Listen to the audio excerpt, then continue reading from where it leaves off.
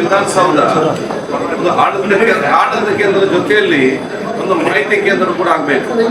ಆದರೆ ಇತಿಹಾಸ ಏನಿದೆ, ಪ್ರಜಾಪ್ರಭುತ್ವ ಯಾವಾಗ ಸ್ಟಾರ್ಟ್ ಆಗಿದೆ, ಯಾವ ಹಂತದಲ್ಲಿದೆ, ಜಿಲ್ಲೆಯಲ್ಲಿ ನಮ್ಮ ಆಡಳಿತ ಕಟ್ಟಡಗಳಲ್ಲಿ ಕಚೇರಿ ಇರ್ತದೆ. 1881ರಿಂದ ಇವತ್ತು ಹಂತ ಹಂತವಾಗಿರೋದನ್ನು ಇಲ್ಲಿ ಆ ಮಾಹಿತಿಯ ಒಂದು ಚಿತ್ರವನ್ನು ನಮ್ಮ ಡೆಪ್ಯೂಟಿ CM ಅವರು ಇವತ್ತು ವಿಚಾರ ಮಾಡ್ತಿದ್ದಾರೆ. ಇದು ಇವತ್ತು ನಾವು ಇಲ್ಲಿ ಶಾಸಕರಿಗೆ, ಮಂತ್ರಿಗಳಿಗೆ, ಅಧಿಕಾರಿಗಳಿಗೆ ಬರುವಂತ ಸ್ಥಳ ಮಾತ್ರ. ಮುಂದಿನ ದಿನಗಳಲ್ಲಿ ನಮ್ಮ ಆಲೋಚನೆ ಇದೆ, ವಿಧಾನಸೌಧದ ಎಲ್ಲ ಆವರಣ ಗೋಡೆ ಇದೆಯಲ್ಲ, ಎಲ್ಲೆಲ್ಲಿ ನಮಗೆ ಅವಕಾಶಗಳಿದೆ ಇಂತಹ ಆ ಭಾವಚಿತ್ರಗಳನ್ನು ಹಾಕಿಕೊಂಡು ಬರುವಂತ ಸರ್ವರಿಗೂ ಕೂಡ ಒಂದು ಮಾಹಿತಿ ಕೊಡುವಂತ ಕಾರ್ಯಕ್ರಮ ಹೇಳಲಿಕ್ಕೆ ಬಯಸಿ ಮಾನ್ಯ ಉಪಮುಖ್ಯಮಂತ್ರಿ ಮುಖ್ಯಮಂತ್ರಿ ಬರೆದ ಕಾರಣ ಮುಖ್ಯಮಂತ್ರಿಗಳಿಗೆ ನಾವು ಹೇಗೆ ಮಾಡಬೇಕು, ಉಪಮುಖ್ಯಮಂತ್ರಿ ಎಲ್ಲ ಬರೋದ ಕಾರಣ ಮಾಡಬೇಕು.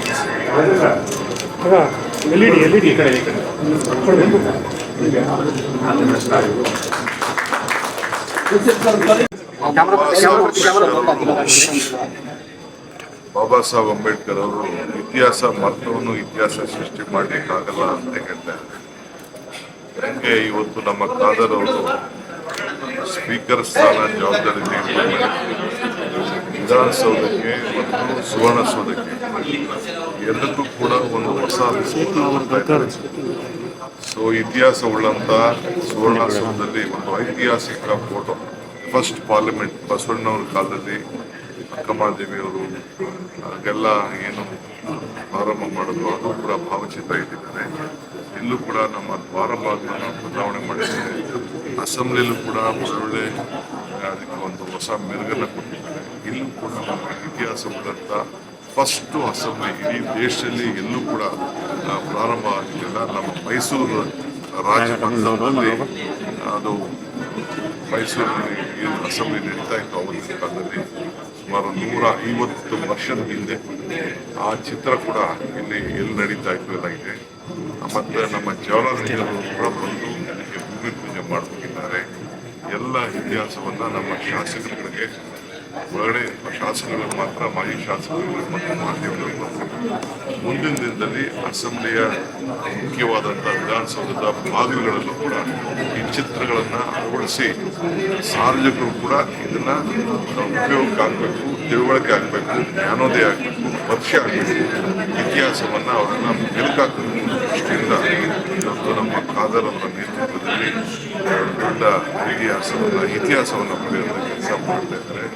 ಸೊ ನಾವೆಲ್ಲ ಶಾಸಕರೆಲ್ಲ ಬಂದು ಇದನ್ನು ನಾವು ಇವತ್ತು ಉದ್ಘಾಟನೆ ಮಾಡಿದ್ದೇವೆ. ನಾನು ಕೇಳಿ ಮಾಡಿಸಿದ್ದಾರೆ. ನಮ್ಮ ಅಸೆಂಬ್ಲಿ ಇರೋದು ಪೈಕಿ ನಮ್ಮ ಜಯಚಂದ್ರ ಹಿರಿಯ ಶಾಸಕರು 78 ಅಸೆಂಬ್ಲಿ ಬಂದವರು ಅವರು ಕೂಡ ಉಪಸ್ಥಿತರಿದ್ದಾರೆ. ಜೊತೆಯಲ್ಲಿ ವಿಧಾನಸೌಧ ಭವಿಷ್ಯದ ಒಂದು ದೊಡ್ಡ ಮಾಹಿತಿ ಕೇಂದ್ರ ಕೂಡ ಆಗಬೇಕು. ಇತಿಹಾಸವನ್ನು ಯುವ ಜನಾಂಗ ವಿದ್ಯಾಸಮುದಾಯ ಕೂಡ ಅರ್ಥ ಮಾಡಿಕೊಡ್ಬೇಕು. ಇವತ್ತು ಪ್ರಜಾಪ್ರಭುತ್ವದ ವ್ಯವಸ್ಥೆ ಇಡೀ ದೇಶದಲ್ಲಿ ಪ್ರಾರಂಭ ಆಗಿದ್ದರೆ 1871ರಂದು ಮೈಸೂರಿನಲ್ಲಿ ಅವತ್ತಿನ ಮೈಸೂರು ರಾಜರು ಅದನ್ನು ಪ್ರಾರಂಭ ಮಾಡಿದರು. ಜನರಿಗಾಗಿ ಎಂಬ ಆಡಳಿತವನ್ನು ಅವತ್ತು ಪ್ರಜಾಪ್ರತಿನಿಧಿ ಎಂಬ ಆ ಸಭೆಯನ್ನು ನಡೆಸಿ ಅವತ್ತೇ ಪ್ರತಿನಿಧಿ ಆಯ್ಕೆ ಮಾಡಿಕೊಂಡು ಅವರ ಸಭೆಯನ್ನು ಅವತ್ತು ಬ್ರಿಟಿಷರು ಎಷ್ಟೇ ಬಿದ್ದರೂ ಕೂಡ ಇವತ್ತು ಡೆಮಾಕ್ರಟಿಕ್ ಸಿಸ್ಟಮ್ ತರಲಿಕ್ಕೆ ಅವತ್ತು ಫಸ್ಟ್ ಹೆಜ್ಜೆ ಇಟ್ಟಿದ್ರು. ಇಲ್ಲಿ ಅಲ್ಲಿ ಮೀಟಿಂಗ್ ಆಯಿತು. ಆ ಮೀಟಿಂಗ್ ಬಿಲ್ಡಿಂಗ್ ಈಗ ಏನಾಗಿದೆ ಎಲ್ಲ ಕೂಡ ಮಾಹಿತಿ. ಅದರ ನಂತರ ಪ್ರಜಾಪ್ರತಿನಿಧಿ ಸಭೆ ನಡೆಯುವಾಗ ಮೈಸೂರಲ್ಲಿ ಎಲ್ಲಿ ನಡೀತಾ ಇತ್ತು, ಅದು ಮೈಸೂರು ಮತ್ತು ಬೆಂಗಳೂರಿಗೆ ನಡೆದಿತ್ತು. ಅದರ ನಂತರ ನಮಗೆ ಸ್ವತಂತ್ರ ಸಿಕ್ಕಿದ ನಂತರ ನಮ್ಮ ಕರ್ನಾಟಕ ರಾಜ್ಯದ ನಮ್ಮ ಸ್ಥಾಪನೆ ಆದ ನಂತರ ಮೈಸೂರು ಸ್ಟೇಟ್ ಕರ್ನಾಟಕ ರಾಜ್ಯ ಆವಾಗ ವಿಧಾನಸೌಧ ಕಟ್ಟುವ ಮುಂಚೆ ಎಲ್ಲಿ ನಡೀತಾ ಅಂತೇಳಿ ಬಹುತೇಕ 90 ಜನರಿಗೆ ಗೊತ್ತಿದೆ. ಅದು ನಮ್ಮ ಮುಂದಿನ ಹೈಕೋರ್ಟಲ್ಲಿ ನಡೆದಿತ್ತು. ಅದನ್ನು ಅಟಾರ ಕಚೇರಿ ಅಂತ ಕರೀತೇವೆ. ತದನಂತರ ಇಲ್ಲಿ ಶಂಕುಸ್ಥಾಪನೆ, ಯಾರು ಶಂಕುಸ್ಥಾಪನೆ ಒಳಾಂಗಣ ಆವಾಗ ಹೇಗಿದ್ದಂತೇಳಿ ಬಹುಶಃ ರಚಿಸಿದ್ರು. ಸೊ ಇದನ್ನು ಮಾಹಿತಿ ಕೊಡುವಂಥ ಒಂದು ನಮ್ಮ ಕೆಲಸ ಆಗಿದೆ.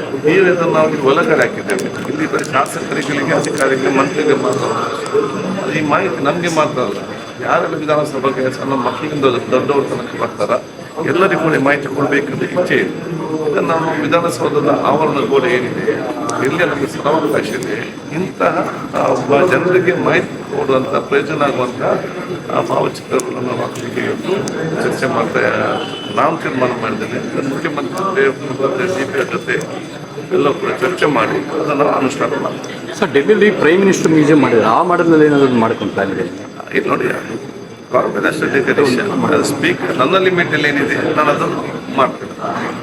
ಈ ಒಳಾಂಗಣಕ್ಕೆ ಹಾಕ್ಲಿಕ್ಕೆ ನನಗೆ ನಾನು ನೇರವಾಗಿ ಹಾಕಿ ಪರ್ಮಿಷನ್ ಬೇಡ, ನಾನು ಬೇರೆ ಕಡೆ ಹಾಕ್ಲಿಕ್ಕೆ ಪರ್ಮಿಷನ್ ಬೇಕು. ಸರ್ಕಾರದ DPR ಪರ್ಮಿಷನ್ ತೆಗೆದುಕೊಂಡು ನಾನು ಕ್ರಮ